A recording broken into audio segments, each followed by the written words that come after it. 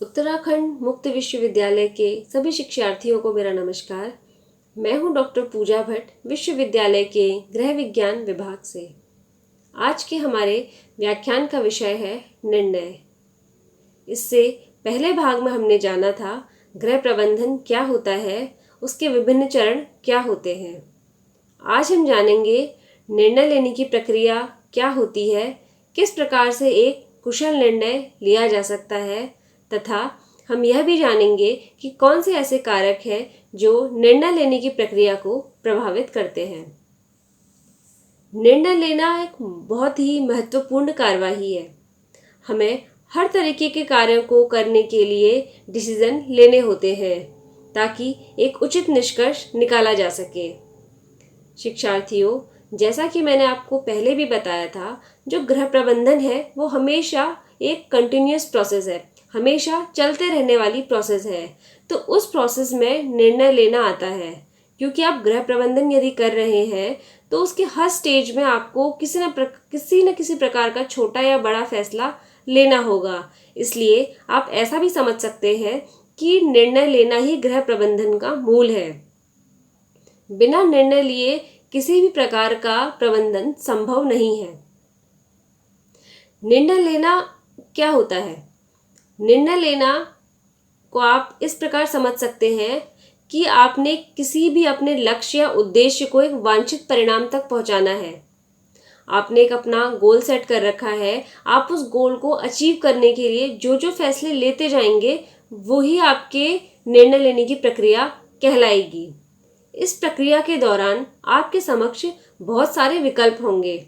उन विकल्पों में से आप एक विकल्प को चुनते हैं जो आपको लगता है कि आपके लक्ष्य को सही और प्रभावी तरीके से आप उस विकल्प के थ्रू अपने लक्ष्य को अचीव कर सकते हैं। तो इसलिए आप कह सकते हैं कि बहुत सारे विकल्पों में से एक सटीक विकल्प को चुनना ही निर्णय लेना कहलाता है। एक प्रबंधक को अगर हम देखें कि वो किस प्रकार निर्णय ले सकता है, तो उसको पता होना चाहिए उसे कौन सी चीज़ करनी है, कब करनी है और किस प्रकार से करनी है, तभी वो एक सफल प्रबंधक हो सकता है। कितनी बार ऐसा होता है कि हम निर्णय को निष्कर्ष भी समझते हैं, जो कि सही है, क्योंकि निर्णय का कार्य क्या है? किसी भी चीज़ को उसके निष्कर्ष तक पहुंचाना। वो चीज़ या तो कोई समस्या हो सकती है, निर्णय के द्वारा हम उसका समाधान ढूंढ सकते हैं, या फिर कोई भी एक नया कार्य हम स्टार्ट करें तो उसके लिए भी हमें निर्णय लेना होता है। यदि हम बात करें कि डिसीजन मेकिंग में क्या क्या आपके आगे कंपोनेंट्स आ सकते हैं, या डिसीजन मेकिंग में क्या क्या चीज़ें हैं जो आपके समक्ष आएंगी जिनके विषय में आपको पता होना चाहिए। सबसे पहला है अल्टरनेटिव्स। डिसीजन मेकिंग की प्रोसेस में मैंने आपको पहले भी बताया कि अल्टरनेटिव्स होते हैं। उन अल्टरनेटिव्स में से आपने एक अल्टरनेटिव को ऑप्ट करना है। दूसरा है अनसर्टेनिटी। जो निर्णय लेने की प्रक्रिया है ये काफ़ी अनसर्टेन है। ज़रूरी नहीं है कि जो फैसला आपने लिया हो वो सही हो, फैसला गलत भी हो सकता है। तो इस प्रकार डिसीजन मेकिंग की प्रोसेस में अनसर्टेनिटी हर लेवल पे बनी रहेगी। High risk consequences.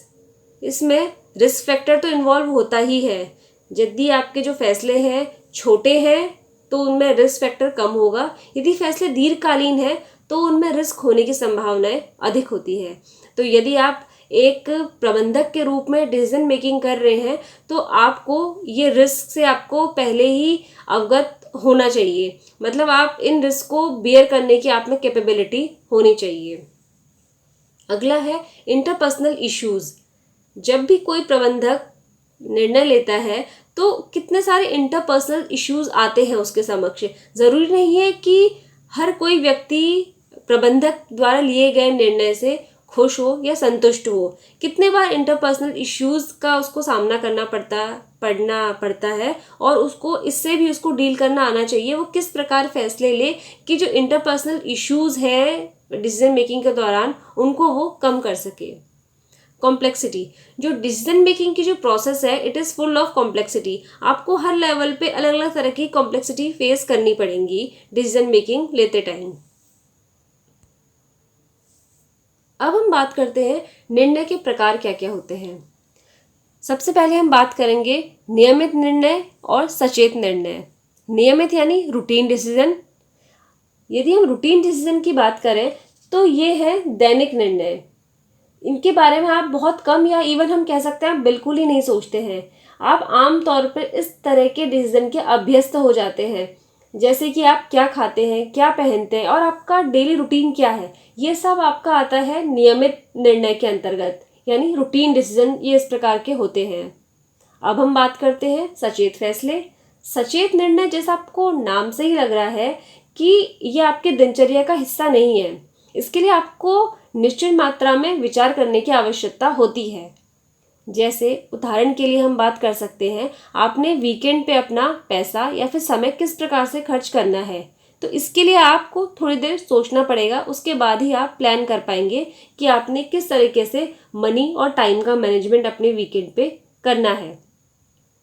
ये नियमित निर्णय है, वो तो आप रोज रोज और फ्रीक्वेंटली लेते रहते हैं। इवन आप कह सकते हैं कि आप रूटीन डिसीजन के हैबिचुअल हो जाते हैं, लेकिन जो कॉन्शियस डिसीजन है वो बार बार नहीं लिए जाते हैं।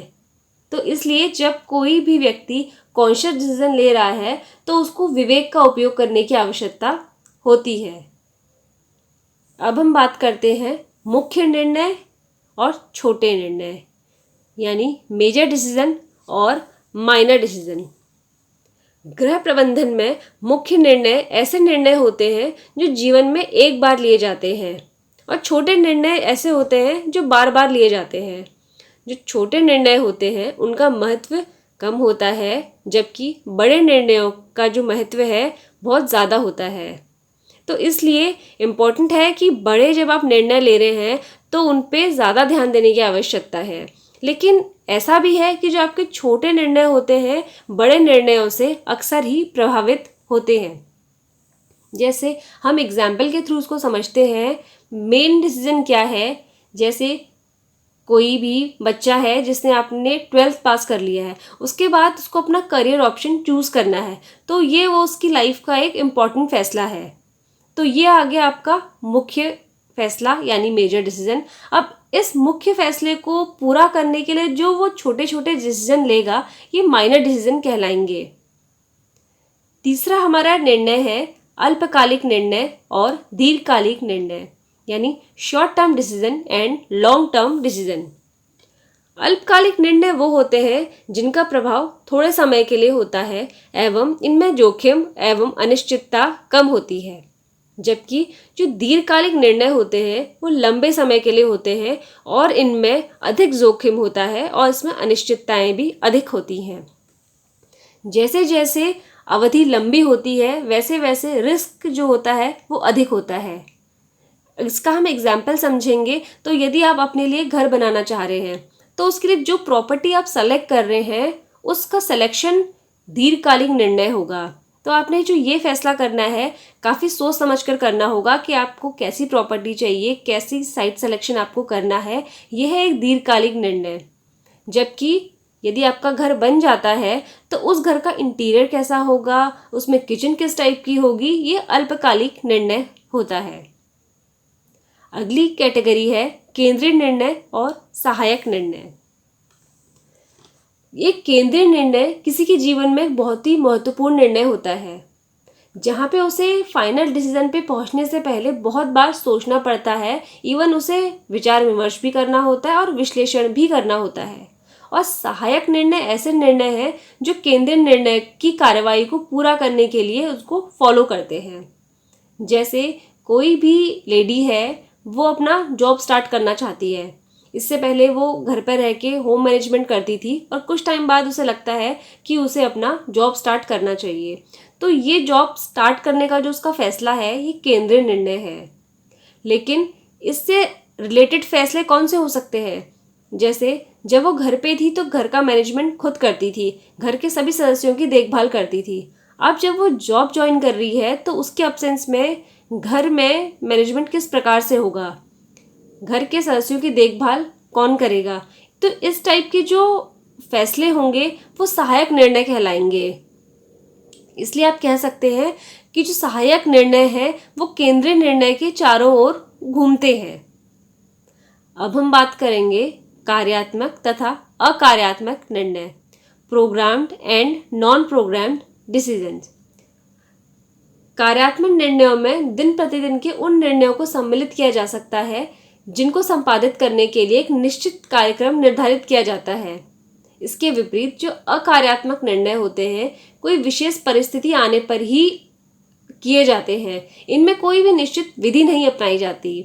जैसे हम बात करेंगे कि जो कार्यात्मक फैसले हैं, जैसे कोई हम इक्वेशन होती है सॉल्व करते हैं स्टेप बाय स्टेप, ऐसे ही कार्यात्मक फैसले भी होते हैं। इनका एक निश्चित तरीका होता है करने का और आप उनको स्टेप बाय स्टेप करते रहते हैं और आपको पता है कि वो फैसले किस प्रकार से होंगे। जैसे आप घर में हर साल दिवाली की पूजा करते हैं तो जिस प्रकार से आप करते हैं वो एक कार्यात्मक निर्णय है, आपको पता है कि आपने कैसे क्या करना है।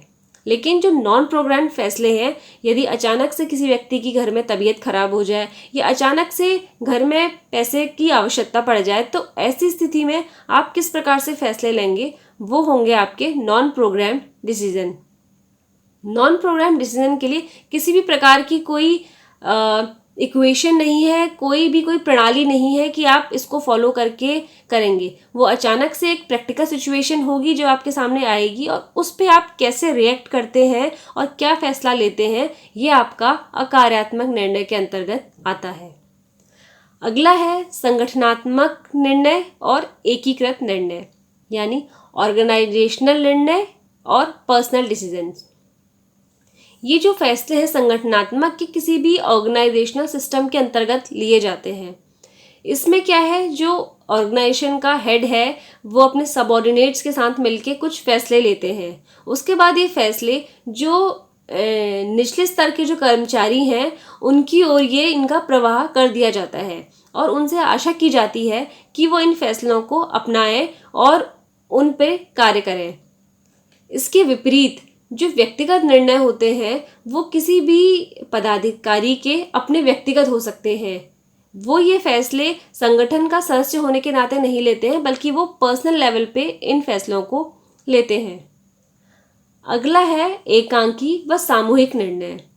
एकांकी निर्णय ऐसे निर्णय होते हैं जो एक ही व्यक्ति द्वारा लिए जाते हैं और सामूहिक निर्णय ऐसे निर्णय होते हैं जो ग्रुप ऑफ पर्सन इस टाइप के फैसलों में इन्वॉल्व होते हैं। जैसे एकांकी फैसला किसी व्यक्ति विशेष का शादी करने का फैसला हो सकता है, या कोई अगर सिंगल है तो वो किस प्रकार से अपनी इनकम को स्पेंड कर रहा है, ये उसका एक निजी मामला हो सकता है और वो एकांकी रूप से इस पे कार्य कर सकता है। जबकि जो सामूहिक निर्णय होते हैं उस पे सिर्फ एक आदमी बात नहीं करेगा, उसके लिए जो ग्रुप ऑफ पीपल हैं वो सब उसमें इन्वॉल्व होंगे, विचार विमर्श करेंगे, उसके बाद एक कंक्लूजन पे पहुंचेंगे। जैसे सामूहिक निर्णय एक मनी और टाइम मैनेजमेंट को लेकर मुख्यतः सामूहिक निर्णय लिए जाते हैं। अगला है हमारा नियोजित और अनियोजित निर्णय, यानी प्लैन्ड एंड अनप्लैन्ड डिसीजन। नियोजित निर्णय प्रायः तथ्यों पर आधारित होते हैं और उनके लिए कितनी बार ऐसा होता है कि हम कोई साइंटिफिक टेक्निक यूज़ करते हैं उनको हल करने के लिए या इस टाइप के फैसलों को लेने के लिए। जबकि जो अनियोजित निर्णय है किसी विशेष परिस्थिति या समस्या उत्पन्न होने पर अचानक लिए जाते हैं। अब हम बात करेंगे निर्णय प्रक्रिया के प्रमुख चरण कौन से हैं। सबसे पहला चरण है समस्या को चिन्हित करना। इसमें समस्या की पहचान करना शामिल है। इसलिए इस स्टेप में आप समस्या को समझेंगे कि किस प्रकार की समस्या है और उसको परिभाषित करेंगे अपने हिसाब से। जब तक आपको समस्या स्पष्ट रूप से समझ में नहीं आएगी आप उसमें स्टेप नहीं ले पाएंगे। जैसे आप पहले समस्या को समझिए। ये ऐसा हो सकता है कि आपने अपनी फैमिली के लिए कोई श्रम बचाने वाला उपकरण खरीदना है या परिवार के किसी व्यक्ति के लिए कपड़ों का चयन करना है। तो ये सब आपको पहले समझना है कि एग्जैक्टली प्रॉब्लम क्या है जिस पे हमने कार्य करना है। उसके बाद आप समस्या को एनालाइज करेंगे।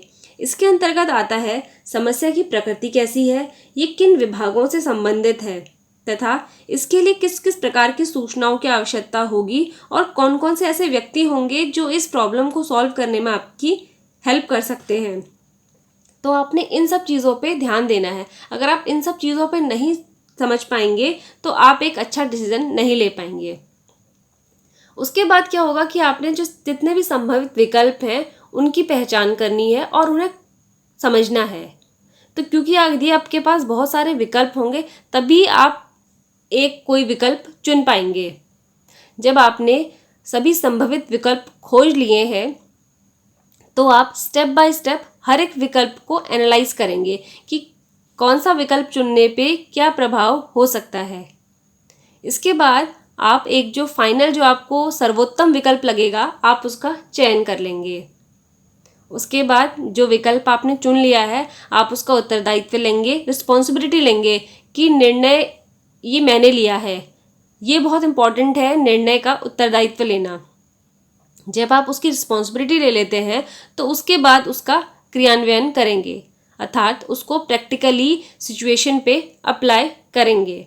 तो इस प्रकार इन 7 स्टेप में आप एक निर्णय को ले सकते हैं। और इसके एंड में ओवरऑल ये आता है, जब आपने निर्णय ले लिया है तो आपको उसके परिणामों को भी स्वीकार करना होगा। ज़रूरी नहीं है जो भी आपने निर्णय लिया हो उसका जो इफ़ेक्ट हो वो पॉजिटिव ही हो, परंतु जो भी उसका रिजल्ट होगा आपको उसको समझना होगा और उसे स्वीकार करना होगा। ये एक तरीके से आप कह सकते हैं ये मूल्यांकन की प्रक्रिया है, क्योंकि ये मूल्यांकन आपको आगे के टाइम में निर्णय लेने की जो आपकी क्षमता है उसमें सुधार करने में हेल्प करेगा। अब हम बात करते हैं कि निर्णय प्रक्रिया को कौन कौन से कारक प्रभावित कर सकते हैं। सबसे पहला कारक है निर्णय की स्थिरता। जब भी आप निर्णय ले रहे हैं आपको एक बार निर्णय लेने के बाद अपने निर्णय पे अडिग रहना अत्यंत आवश्यक है। ये ज़रूरी है कि एक बार जब वो क्रियान्वित हो जाए तो उसे बार बार परिवर्तित ना करें। इससे क्या होगा कि जो आपकी डिसीजन मेकिंग की जो प्रोसेस है वो सही नहीं होगी और आप एक अच्छा निर्णय नहीं ले सकेंगे आने वाले जीवन में भी। इसलिए निर्णय लेने के बाद उस पर स्थिर रहना अति आवश्यक है। अगला है समय। समय बहुत इम्पोर्टेंट है। कोई भी फैसला अपने समय से ले लिया जाना चाहिए, क्योंकि यदि समय पे आप फैसला नहीं लेंगे तो ये आपके निर्णय को डायरेक्टली अफेक्ट करेगा और जहाँ तक है नेगेटिवली अफेक्ट करेगा। तीसरा है निर्णयों में अंतर संबंध। कोई भी जो लिया गया फैसला है वो आपके जो दूसरे फैसले हैं उनको प्रभावित कर सकता है। अगला इसमें जो कैटेगरी आती है वो है ज्ञान। जो भी आप जिस विषय का निर्णय ले रहे हैं आपको उस विषय में ज्ञान होना अत्यंत आवश्यक है। यदि आपको उस विषय का ज्ञान नहीं है तो आप सही निर्णय नहीं ले पाएंगे। तो इसलिए आवश्यक है कि कोई भी प्रकार का निर्णय लेने से पहले आप उसके विषय में जानकारी एकत्रित करें। अगला जो हमारा चीज़ है जो निर्णय को प्रभावित करता है वो है मूल्य। क्योंकि जो निर्णय प्रक्रिया में मूल्य का अर्थ क्या है, ये व्यक्ति विशेष की मान्यताओं, धारणाओं, उसकी आस्था और विश्वास या फिर हम कह सकते हैं परंपरा या संस्कृति से है। तो जब भी कोई व्यक्ति फैसला लेता है तो वो अपनी वैल्यूज़ के बारे में सोचता है। तो इसलिए जो वैल्यूज़ हैं वो भी आपकी निर्णय लेने की प्रक्रिया को प्रभावित कर सकती हैं। अगला है संसाधन। संसाधनों की उपलब्धता या फिर अनुपलब्धता दोनों ही आपके फैसलों को प्रभावित कर सकती हैं।